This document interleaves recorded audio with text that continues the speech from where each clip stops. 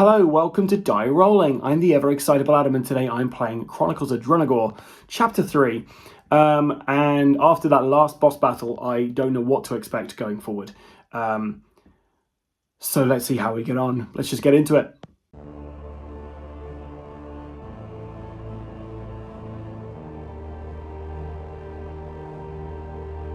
Jewel of the Free People.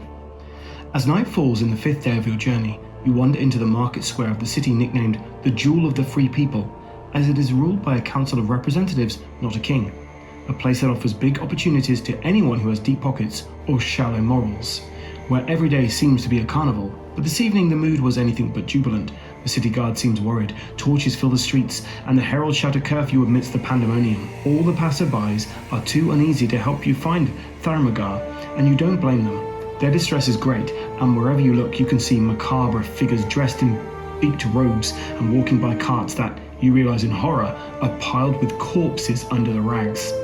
Some disease has come over the Umbralians, and with the city overcrowded by refugees from everywhere, it's spread like wildfire. The sweating disease, as the mob has started to call it, is Admiral Luckanor's revenge, he who was injured by the Council of Merchants last year, or so you hear through the grapevine. Dazed by all this madness, you are still trying to cope with everything, when your eyes meet a familiar shape moving over the barricades that have been assembled at the wharf. Those things are here.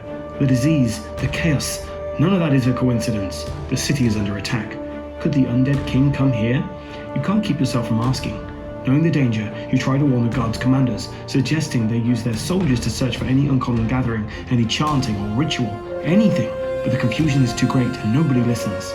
Then, at a nearby pier, you see an old warehouse with the now familiar emerald lights flicker like pulses, glimmering through the black of night. Like a moth attracted to the flame, you want to chase it, even if that demands fighting your way across a dock cluttered with enemies, certain that was your own decision for the good of the city.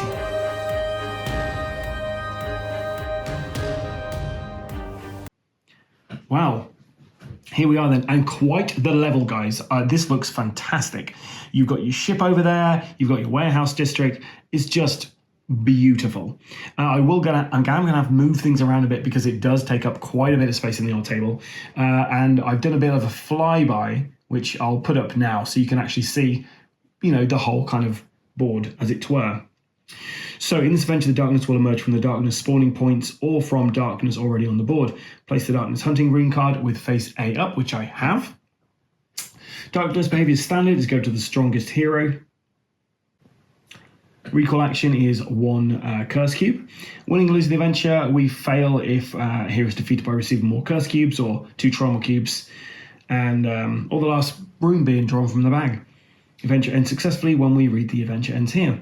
Start the adventure after we complete the following setup, which we've done. We move on. So, special mechanic, Monster Raid. During this adventure, there are creatures everywhere and they might attack at any time. We've got the Shadow Vampire miniatures, the Shadow Vampire Spawn Scenario Monster card, and we've placed the Monster Raid Scenario card above the end of the initiative track with face A up. When we get to that on the initiative track, I will read what it says. Special mechanic area control. By using improvised barricades, the heroes can block the monster's entry points. To do so, they must be adjacent to a rune that they want to block and expend 1 action cube. If they do, remove that rune from the board and place it on the initiative track. Then remove 2 runes of the same colour from the bag. Also, the hero gains Focus 1. This counts as a cube action and cannot be taken if there is at least 1 monster adjacent to that rune. Event trigger, the Haunted Warehouse. When a number of runes equal to the number of heroes have been removed from the board, at the end of the current hero's turn, read a captain in distress. So, I will fly around the board for you. We're starting over here. We have got a rune over here, which we could probably run to and try and... can we get that to the first turn? Probably. We've got this dude over here. We've got a chest. We've got another rune over there. We've got a skeleton and a rune. Some water, and then we've got the ship over there with a big old abomination on there. We've not come across one of those guys yet. Darkness in between the decks, and then we've got an execution there, and you can notice 2 more runes there. So we've got a lot to do, a lot to get by here. And you know what? We're going to slightly change where we're starting because, I can essentially get straight to the rune in here, and at the beginning of the game, I can already basically secure one of the areas, right? Makes sense to try. It's worth noting that whenever you get a trauma cube, you actually lose any auras that you had. So we don't have the gratitude aura for Lorelei now. So all the prevents don't do an additional prevent. So yeah, worth noting. Okay, so we start on the initiative track with Vaughn. Vaughn is going to go 1, 2, 3. We're then going to use one of his action cubes to move him additional space. And then we're going to use one of his melee action cubes. We're going to expend that to get rid of this rune. So that rune goes onto the initiative tracker. We look into the bag to get 2 more blue runes, remove them from the game. They are gone. And straight away we've basically stopped these guys getting in, which is always good. Okay, so we have the Executioner. We've gone for the standard side on this guy. He's immune to intimidation, and immune to immunity, and slow. So he's got 4, so he's going to try and get to us as quickly as possible. But he won't be able to. Doesn't quite manage to get to Lorelei. Right, we move over. We have Skeleton Archers next. Now, this is a fighter, so this is a new type. It's like the kind of next level up rather than a rookie. 12 hit points, ranged, immune to bleeding, multi-shot 2, poison 1, and just 4 damage. So it does 1 additional damage, and his health is a bit more. So yeah, we're going to get him, this little skelly guy. And gonna have to move this around a little bit. So he's going to speed 4, 1, 2, 3, 4. So he's running along this way to try to get to the heroes. And then speaking of heroes, we go to Lorelei's turn. We're going to go for a mortal blow against this Executioner. So to hit, we need a 6 or more. It does 1 additional damage. And obviously if we get a 16 or more, we'll do a critical for this, but also the Staff of the Moon means we can also burn the guy. And he isn't immune to burning. Unfortunately, we got an 11 there, so it's not a critical, but it does do 4 damage to the Executioner. Okay, so that was the first thing for her. She is then going to do a Twin Strike. So no special with this, she's just attacking twice. So she does 3 damage with that. And another 3 damage. So there's only like 2 hit points left. Pretty happy with how that started. We move on to the Rotten Flesh. He's only got a movement of 3, so he's moving this away. And he hasn't got ranged, so that's the end of his go. We would then have the Shadow Vampire spawn. We don't have any of these type on the board, so they don't do anything. So the Abomination moves instead. The Abomination right at the back there. We haven't seen one of these guys before, so let's have a quick look at his card. So he's a large monster. He's also immune to fire. He has got 15 health. He regenerates. He attacks everyone in one area, and he also stuns people. So he's got a movement of 2, 5 damage every time he hits somebody. So 1, 2, he is there. We then go on to the Monster Raid. If there is at least 1 monster on the board, this card has no effect, and you just flip it over. And then we draw a rune from the rune bag. We get a red. There's a straight line.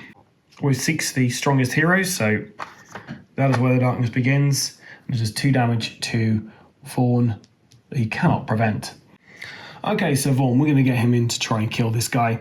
So he's going to do the join the fray. Should we do a range for this? Oh, we'll just do a yellow. Okay, so he gets shield 2.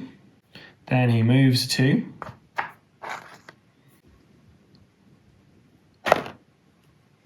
And he needs a 9 or more to hit.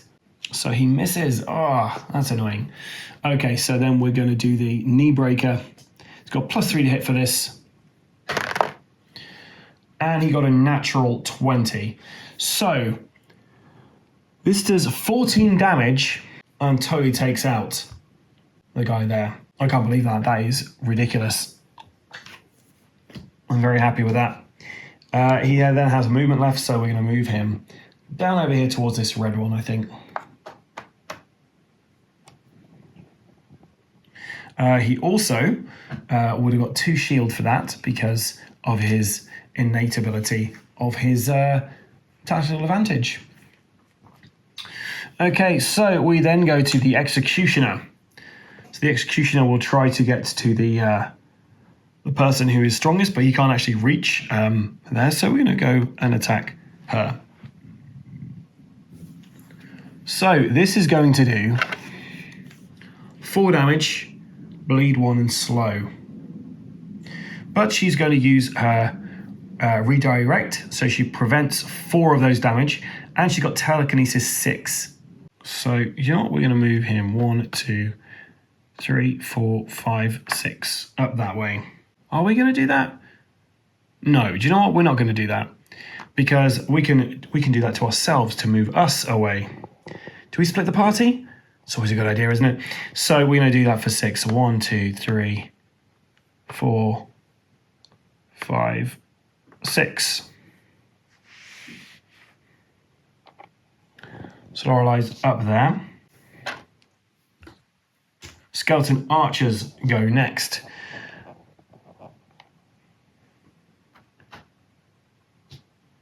So over there, he attacks. He's going to do 4 damage, but all 4 of those are blocked by Vaughn's shields.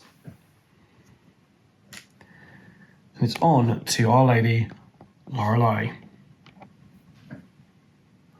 1, 2, 3. We're then going to spend a cube. We're going to use a yellow cube for that to get rid of one of these.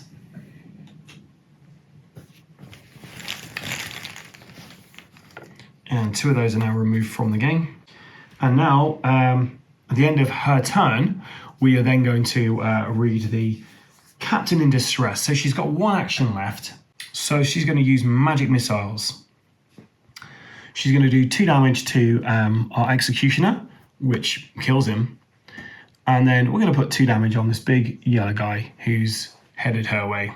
Now we read the Captain in Distress. Doing your best, you manage to clear some ground on the docks and hold the assault at bay, creating hurdles in the alleys from where the enemies come. The battle continues all over the port, but at least in this district you have turned the tide in favour of the defenders. However, you still can't find a pathway to the warehouse, and the fumes from the blazing fires aren't helping.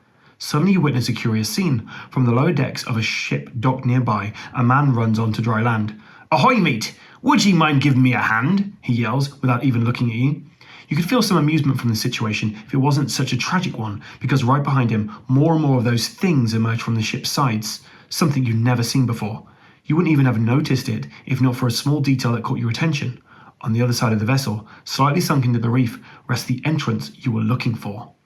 So we now have to add an additional setup to make this level even bigger. So we now have some things happening on board the ship. We've got a new enemy down here, which is a Executioner, and we have a Shadow Cultist at the back. Now this Shadow Cultist is going to be healing enemies as opposed to doing damage to us.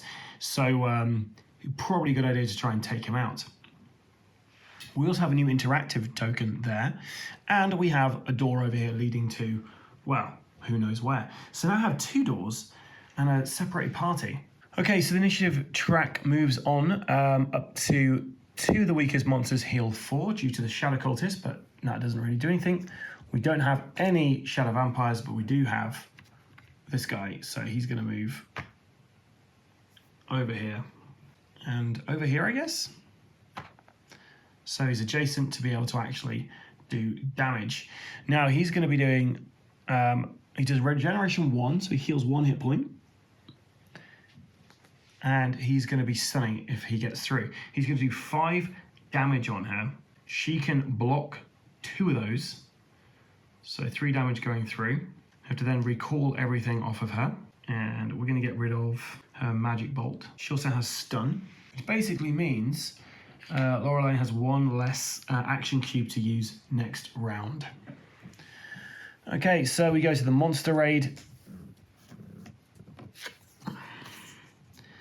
Manifest a rune and summon the indicated number of minions, which is 1 minion, using the revealed rune on the board as their spawning point. Then flip this card over. So manifest basically means we pull something out of the board, out of the bag, sorry. It doesn't spawn any new darkness, and it goes back in the bag. So we have a green. So out of green, we spawn our very first Shadow Vampire. Have 9 health. And then we flip this back over. We then draw 2 runes for darkness. The strongest hero is still our man down there, Vaughn. So the first one we get is a green one again, and that's only a little itty bitty one there. More of those, please. And this one here, which I think there's no way I can place that where we can actually hit him. Oh yes, there is. There we go. So 2 unblockable damage.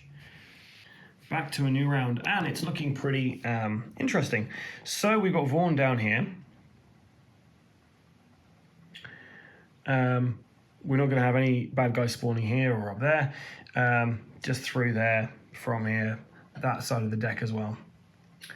We've got an Executioner, Skeletal Warrior here.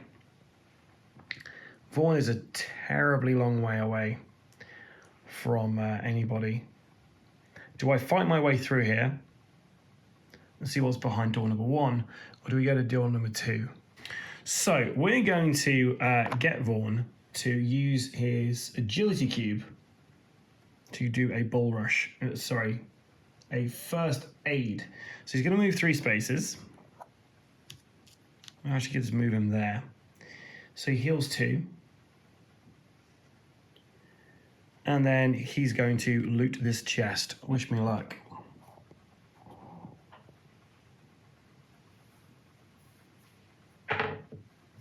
A blank. Amazing.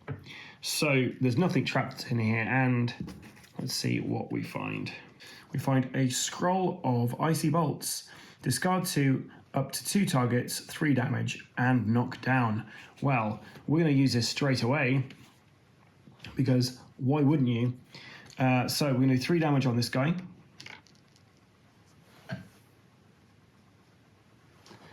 And we're going to do 3 damage on the Executioner who's over here. And Vaughn's got a movement and cube action still to do. So he's going to use a red cube for a focus and cleanse. Then his blue cube he's going to use to run towards danger. Okay, so Executioner's turn, he just stands up. Skeleton's turn though, he can't move, but he can attack Vaughn with a multi-shot. So Vaughn is going to use a blue to prevent 3 of these. So he takes 1 damage, and he now has poison 1. He also has to recall all of his cubes. And we're going to block off Whirlwind of Steel. And then he gets attacked again, and he can use a yellow cube this time to use his plate armor to prevent 3 of those. So another damage comes through. His poison goes up to poison level 2. And then we move over to Lorelei. She can only use 1 cube this turn. Okay, we're going to do her Twin Strike with a melee cube to attack this big abomination guy. Okay, so wish me luck. This is going to be 2 attacks on him. We got 18, so that does mean we can apply burn to it, but burn won't do any damage to him. So it's just 3 damage.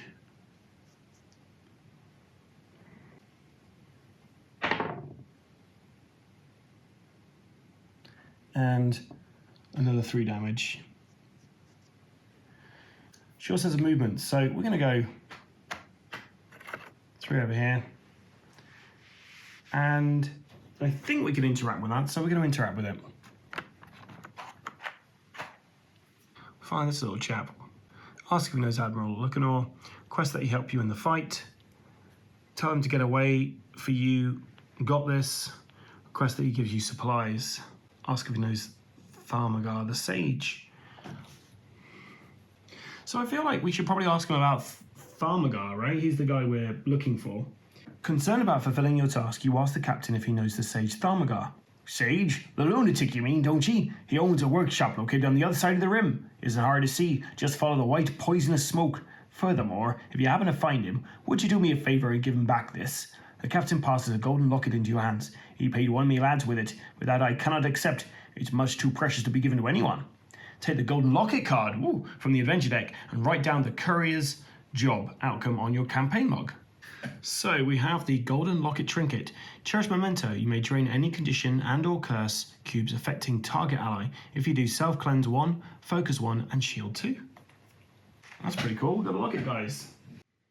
So we're back, and it was at this moment that I realised that I'd been playing Cleanse wrong and some of the status effects. So apologies for this, guys. Cleanse actually removes curse cubes, which I could have done with knowing that from the very off start.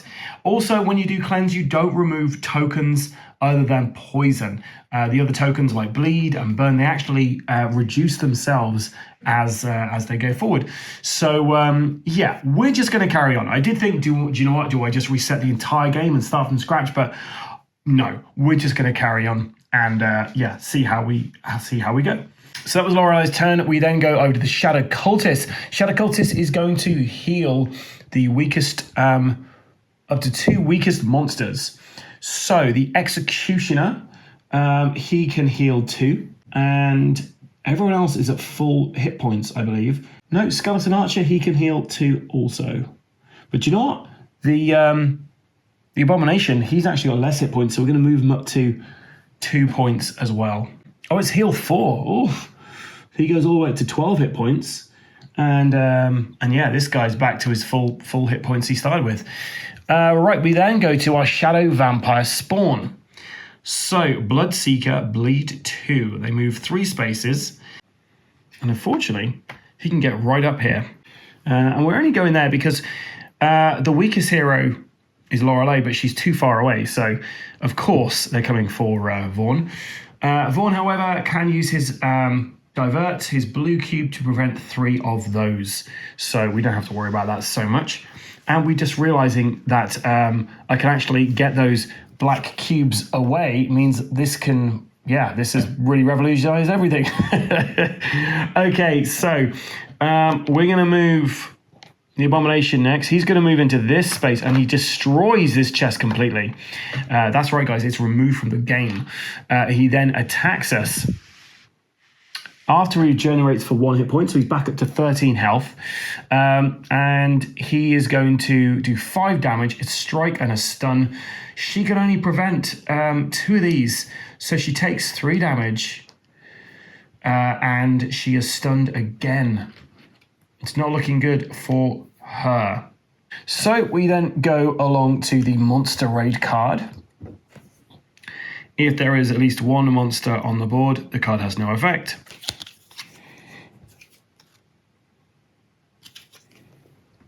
And we draw 1 rune. It's going to go after the strongest hero, which is still our man. So we got blue 1, and it's going to be 3 single squares. You can't quite reach where it needs to get to. So I don't believe it goes diagonal. So that's what we're looking like at the end of the round. And we're going to be going back to our man Vaughn. And we're drawing 2 runes next round. So Vaughn, he takes 2 damage through poison. And you know what? We're going to do a cleave attack. So we can actually attack both of these guys, I believe. So it's a +3 to our hit. We need 9 or more. We need 7 or more to hit this guy. 19, that'll do it. So that means we get 2 shield, and it attacks both of them. So it's 5 damage to both those guys. And then we're going to do a join the fray. So we're going to move him over here. He gets a shield 2, and we get to attack this this vampire, hopefully taking him out.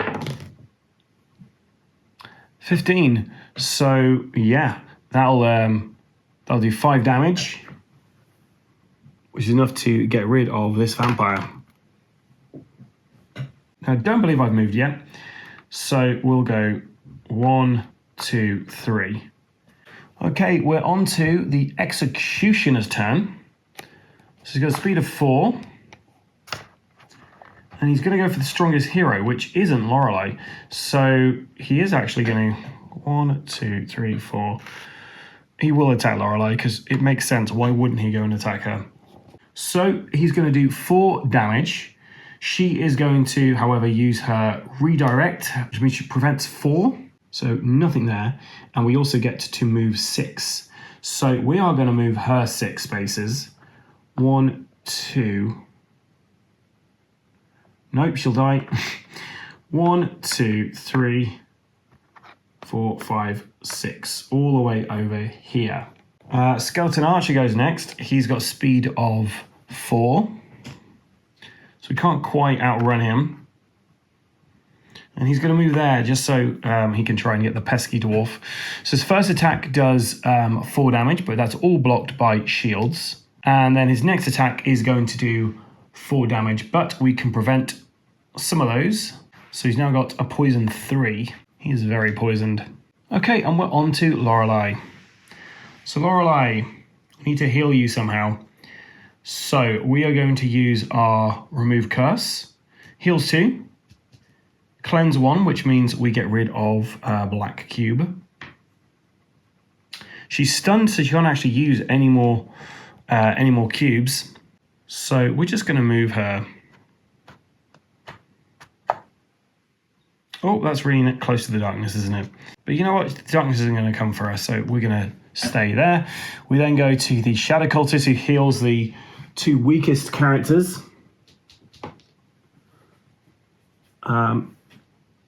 So Abomination is back to full strength. And our Skeleton is close to his initial starting stuff. We then go to Shadow Vampires. They're Arnon. The Abomination activates. And 1, 2, 3, 4. 1, 2, 3, 4. He's going to head this way now because he's heading towards our dwarf buddy. We then spawn a monster. We don't have this anymore, so we don't need to spawn anything. Huzzah! We do need to draw 2 runes for the darkness. So we get a little wiggly waggly, and then a little L, which is great because it means we don't actually quite get to our man. New round, and it's Vaughn. He takes 3 damage from poison. We're going to heal, remove curse, heal 2, and cleanse 1, which means we actually get rid of all of our poison. But we do have to do a recall. So that curse cube comes back onto Whirlwind of Steel. He can, however, move 2 spaces over towards this guy and try to do the knee breaker on him. You know, why not, eh? So this is going to be +3 to hit, -1 because, -2 because he's up there. So we need an 8 or more to hit. It does +2 damage and knocks him down. But it won't knock him down because he's a big old abomination.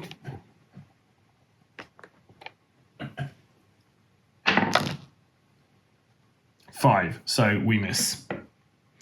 Yaka, yaka, yaka, yaka. That's a real shame. Right, the Executioner's turn. So he can't get to anybody, but he is going to move 1, 2, 3, 4 to try to get to our friendly neighborhood dwarf. Skeleton, however, can get to our buddy. And multi-shot attack. So we can prevent one with our divert magic ability. So we take 1 damage and we get 1 poison token. And then we're going to get another poison token and we're going to block plate armor. Blocks another one. Shadow Cultist activates now. So he heals green for 4. We have no Shadow Vampires, but we do have the big abomination guy. So he's going to attack Generation 1. He's going to attack Alan Vaughan for 5 damage. We can prevent 3 of those. We take 2, and we are stunned. It's no monster this turn, so we flip that over. We draw 1 rune to rule them all, and in the darkness bind them. And we get a blue T rune. We can't get anybody with that, so we are going to be putting 3 single ones on, which can't quite get to our man, Vaughan. And we're on to a new round. So Vaughan takes 2 damage from poison. He's on 1 hit point left. Oish. So he is going to, he only has 1. Yikes, he only got 1 ability this round because he's stunned. Oof, this is a tough one. He's going to try and wait it out. So he's going to use his green cube to heal 2 and cleanse 1. And then he's going to move 1, 2, 3. So it's all the way up the top there. Trying to lure everyone away from Lorelei. And that's the end of his go. We then got the Executioner, whose speed is 4, so he can actually go 1, 2, 3, 4. He's directly there, and he's going to attack. I actually don't have anything to block this with, so he actually does take 4 damage, which is enough to knock him out. And we're going to grab a Trauma Cube, and we're going to put that over our Whirlwind of Steel. He is down 1 more, and Vaughan is deado. Okay, we then move on to the Skeleton Archer, who is going to come back to try to get Lorelei, because there isn't anybody else. She is the strongest hero. So 1, 2, 3, 4. Then it's Lorelei's turn. So 1, 2, 3. 1, 2, 3. We're going to do a minor action to interact again with this. And we're going to request that he help us in the fight. So it's 36. Realizing the captain wasn't defenseless and was more than capable of fighting, you urge him to help you reach the warehouse. I was thinking you never ask, he snaps at you. I wouldn't try me luck alone against so many of them, but it's like the old folks always say, give me a lever and I'll sail to anywhere. He concludes jauntily, though you know these aren't the same right words or context. Take the Neil Messick companion card from the adventure deck and replace his interaction token with an NPC token to represent him. And the first one I found is a red one, so we have a little red NPC there. And here he is, Neil Messick, the ship captain. He has loot.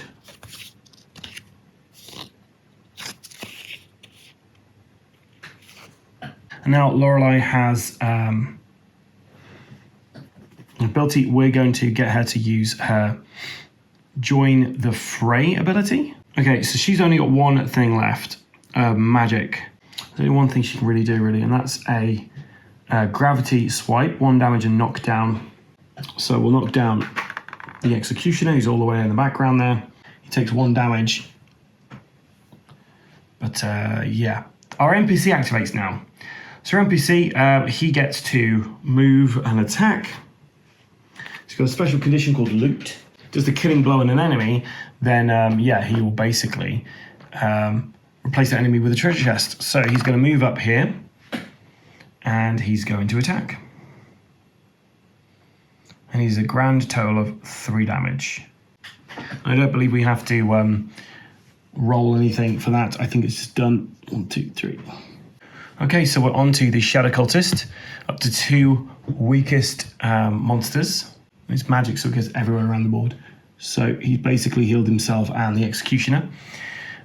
We then move on to Shadow Vampires, which there aren't any. The Abomination moves 2, 1, 2. And because he's got Strike, he can take the entire place. So he attacks for 5 damage on Lorelei. Lorelei had to do an unwilling recall. She's going to redirect. She prevents 4 of those. So 1 goes through. And she's stunned, which is telekinesis 6. Now, do I try to move her closer to her friend and they can help each other out? No, because she has to go through like stuff to do it. So 1, 2, 3, 4, 5, 6. She could teleport over there, hoping, beyond hope, that that's the way out. We now see if we can summon a vampire. We want green or red. Red would be best. And we add a yellow. So we get a new vampire on the board at orange. And now we draw 1 rune. Easy for me to say. We get a red. And it's just a little one. Oh, but this should actually be 2 runes, shouldn't it? I clearly forgot to flip this over. And the next rune.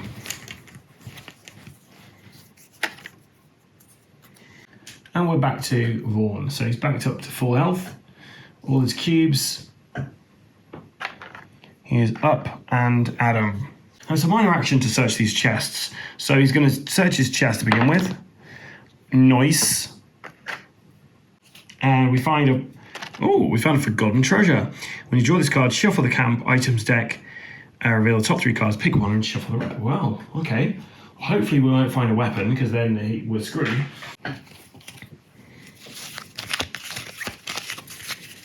And we did kind of stack all of these items together, so hopefully, I'm a terrible shuffler, but we'll see if this manages to do anything cool.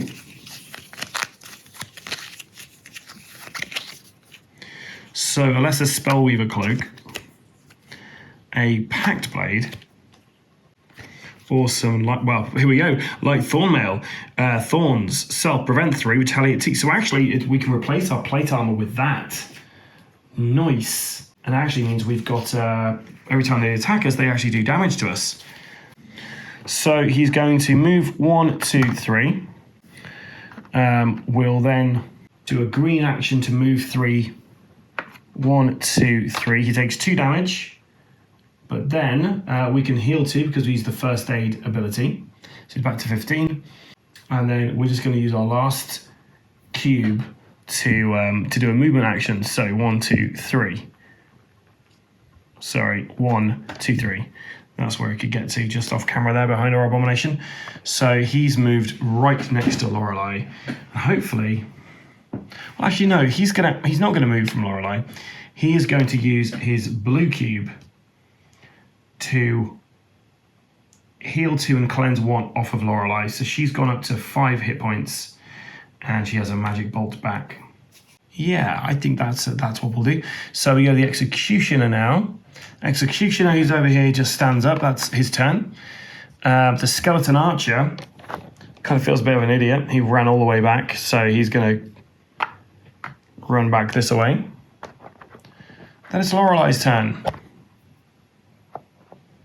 And, we're right next to it. We're going to have to do it, aren't we, guys? Let's do that. Let's open this up and see what we see, and then we can make a decision from that. So, the Jewel of Free People, Chapter 2. The Bewitched Warehouse. At last, you fight your way through the hordes and get to the warehouse. There, set in the corner at the back, is a lavishly adorned black ark, from which emerge the emerald lights that gleam all over the night, and all that energy demands its tithe. The wooden structure is brittle, as if ages had passed in hours. The air is thick, and an unexplainable unease sticks to you. Just because you're there, you don't know what to do. But somehow, you guess the answer is under the ark's lid. So I have a commander and a chest token. Event trigger, watch your step. When this door is open, right after completing its setup, go to interaction 41. The hero who opens the door is responsible for the interaction. This place is falling apart. As soon as you put a foot on the plank in front of the door, you are allowed crack and feel a chill running down your spine, while the ground around you start to collapse. First replace map B6F that you just placed on the board with B4F. And then I have to make an agility test. I get a +2 bonus to this. I need 11 or more, basically. Oh my god, 11. Even distracted, you manage to anticipate the mess of broken wood, planks and splinters that would swallow you up and leave you in a bad position otherwise. As it happens, the shock even helps sharpen your senses. You gain 2 focus. Nice. And place your hero in a square of your choice on one of the edges on C6F as adjacent to map B4F. Okay, I guess it's time to use some magic. So we have a commander, Bane, the Endless Thirst. I'm not sure which commander we're supposed to do for this. So we're just going to go for this guy because actually I had put down this fellow, but I feel like, well, we are going up against vampires, so it kind of makes sense. It should be him. So rewind there, guys.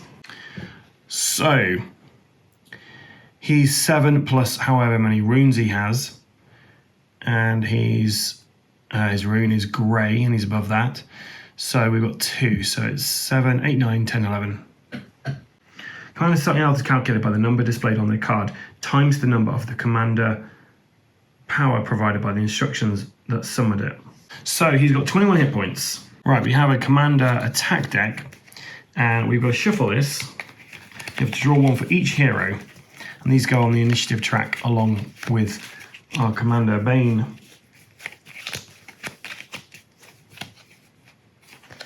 So the first one is above green, poison, sing the attack target's strongest hero within range 1 of the commander, dealing X damage and poison X to it. And then we have Kraken Breaker. The commander jumps to a square of the party leader's choice that is adjacent to the strongest hero. Shove any character in the way, then this attack deals X non-preventable damage to the strongest hero. Oof. So he's poisoning and attacking. Lorelei better finish this guy off. So she's going to use her Mortal Blow, which is +1 damage and critical 16 or more. Oh my god, critical. So that will do 6 damage, 7, 8 damage, and we could do a burn at 2 on them. And this commander is not immune to burning, which is good because it's going to need it. Right, and then we'll do a twin strike with the same thing. So 2 attacks on him. 16 again, so that's great. It's not a crit, but it does do 3 damage and an additional burn at 2. And then a natural 20. So that is 1, 2, 3, 4, 5, 6 damage on the thing. Oh my god. We would have defeated this if it were not for the accursed shadow cultist who's going to activate and heal that commander 4 points. Oh my god, that was ridiculous. Lorelei absolutely mullered this guy. I've moved here because our NPC gets to activate now, and he's going to do 4 damage to our lovely cultist. Right, we then move on to the cultist activation. Up to 2 weakest monsters heal 4. So that's him and the commander. And then we move to the commander's turn. So the Kraken thing means he jumps. Kraken Breaker means commander jumps to a square of the party leader's choice as adjacent to the strongest hero. Shove any characters in the way. Then this attack deals X non-preventable damage to the strongest hero. So he's jumped all the way over there. He does 2 non-preventable damage to Vaughn. Then our vampire activates. So he is a melee, so he moves in there. He's going to do 5 damage to Vaughn. He's going to use his divert to block 3 of those. So he takes 2 damage and gets a bleed 2 condition. Okay, so then it's on to our commander, and he's a Bloodseeker, so I think he goes towards the weakest person. He's going to jump 5. So he will actually teleport back over there, do 5 damage to Lorelei. She can prevent 2, so she takes 3 damage. So he heals 3. He should have also taken 4 damage from one of the burns, and one of the burns goes, so he's on 3 burn now.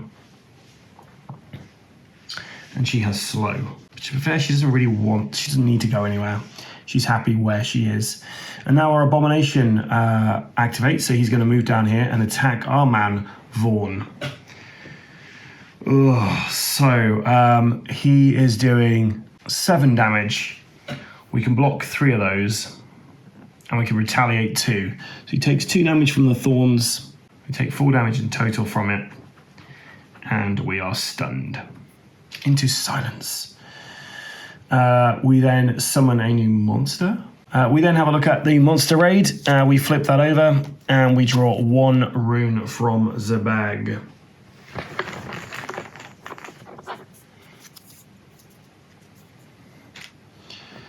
This can't quite get to Vaughn. And we're on to what might be the last round. So our man Vaughn, who's in the thick of it there, he takes 2 damage due to the bleed he has. He's got a stun condition, which kind of sucks. So he can only use 1 thing this round. We are really up against it, guys. So I'm going to go 1, 2, 3. Then we're going to use his 1 attack, which is Join the Fray. So he gets a shield 2, he gets the move 2, and hopefully we can do some damage to this guy. 13. It's not the best, but it still does damage. So we do 5 damage to this guy. 1, 2, 3, 4, 5. Might be enough to kill him. And we need to kill this commander this round, otherwise we've lost. Right. So we're on to Poison Sting. This attack targets the strongest hero within range 1, which unfortunately has got to be Laurel. So Lorel's going to take 2 damage and 2 poison. She has no way to block this, so she takes 2 damage, which knocks her out. The nice thing is, it basically means we get a trauma cube, sure, but we get to recall all of our stuff, which gives us enough actions for next round to do something fun, hopefully. Okay, so the Executioner next. So he's going to move quick as he can, which isn't very quick. We then go to the Skeletal Archer.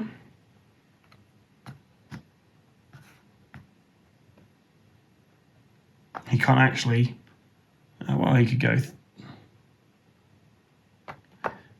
That's as close as he can get. He can't do anything else. And then we go back to Lorelei. So she catches her breath when she's up. She's up and at him. And we're going to do a Mortal Blow. So this is +1 damage and crits at 16 or more.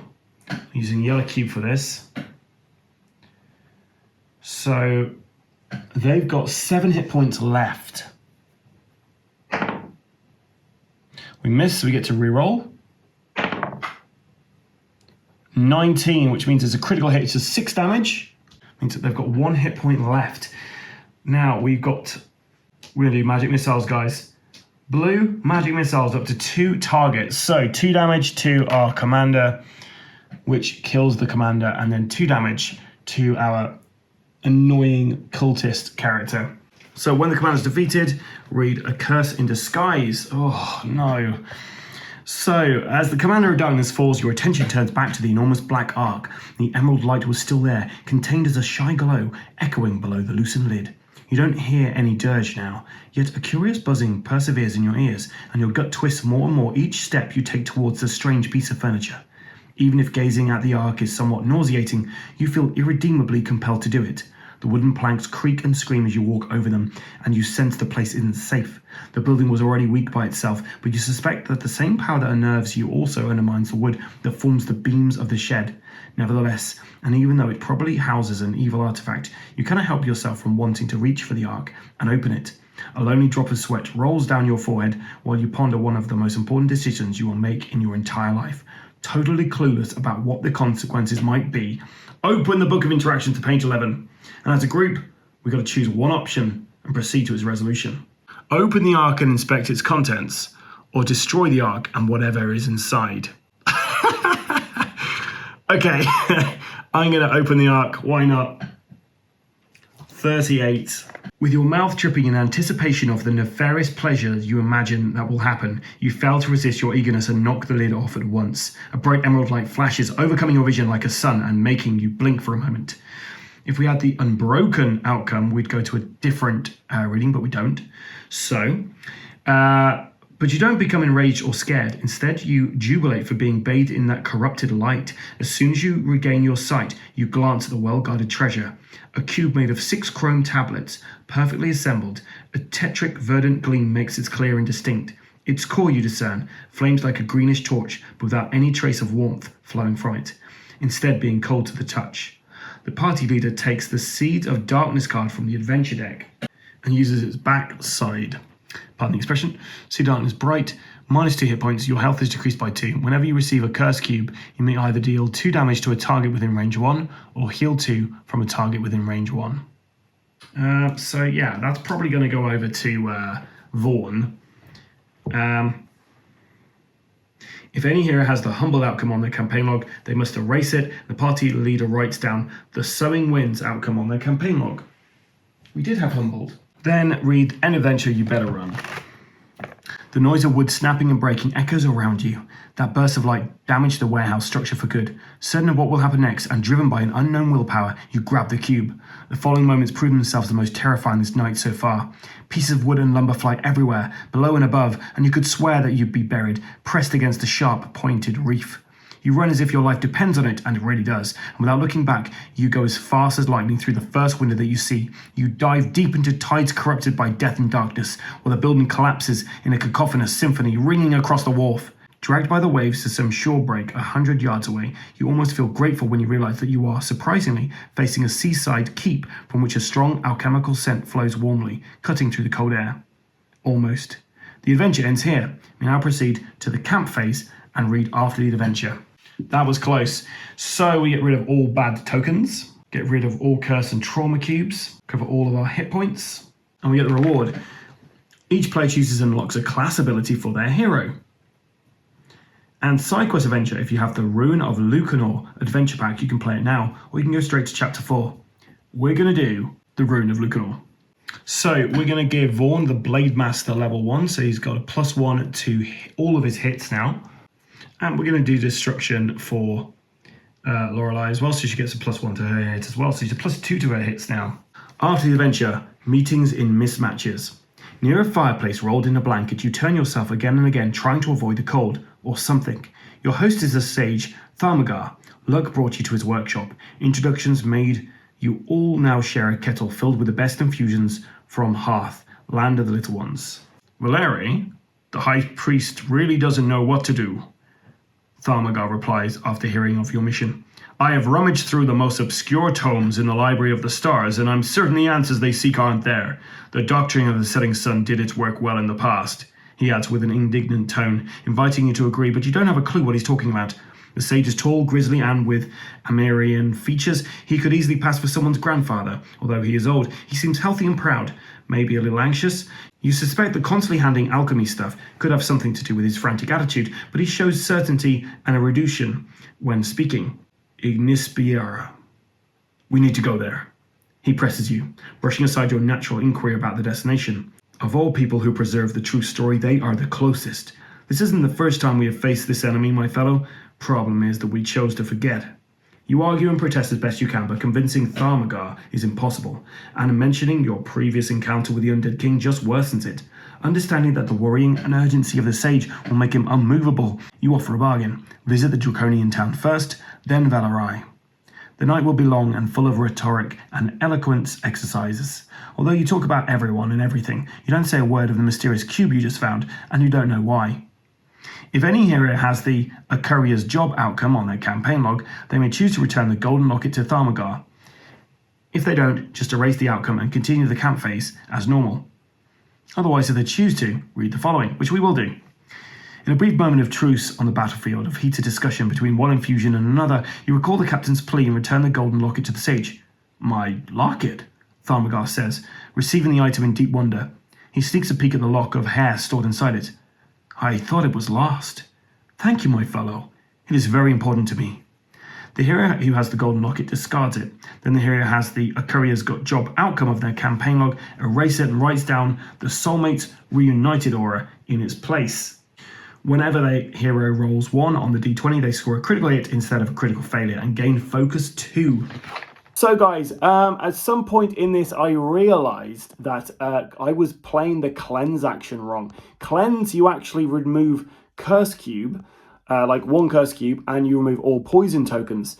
It doesn't get rid of burn, it doesn't get rid of bleed. Burn and bleed, actually, they kind of slowly are removed each round, so you remove 1 of those at the start of every round. So I've been playing that wrong, so I'm really sorry about it, guys, and I did contemplate recording all of it again from scratch, but I've already got quite far in this, and I was like, no, let's just carry on, and I can make a little, I've not edited everything together yet, so you'll probably see in the previous ones, I'll make a note of what cleanse does.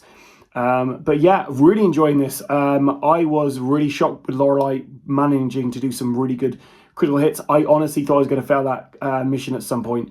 They both had trauma cubes on it. Yeah, and I'm really interested to see what we're going to do next, because I've managed to paint, in between filming today, all of the Rune of Lucanor stuff. So they've rumoured, they've kind of mentioned Lucanor. And if you don't have this expansion, you can just move on to the next chapter. But if you do, you can like follow that thread and see where it leads. And that's what we're going to do. Now, obviously, after we finish one of these missions, we're going to get some kind of reward. So hoping we're going to get some more items, or I doubt we're going to level up, because I think that's probably going to be tied with the campaign. But yeah, we'll see where we get on. So if you'd like to keep track of where we are with that, then stay tuned to the channel, because we're putting that on as soon as I filmed it and edited it all together. If you're enjoying this in general, let me know in the comments below, because I think this is an absolute blast. I love the interactions book, and I'm really looking forward to yeah, going to see where this all goes, where it ends. Make sure you subscribe if you want to check out more of our videos, or keep an eye on when we do the next one of these. And if you really want to support the channel and have my eternal gratitude, then become an ultimate badass by joining our membership scheme, which is below, where you pay £2 a month, and essentially you help us, and we help you with some exclusive content, some content which people won't see before, and yeah, some other cool stuff will happen. It's still early days, but we'll figure out what to do with it. Anyway, thanks so much for all your time. I've been the ever excitable admin. Until next time, stay safe or die rolling.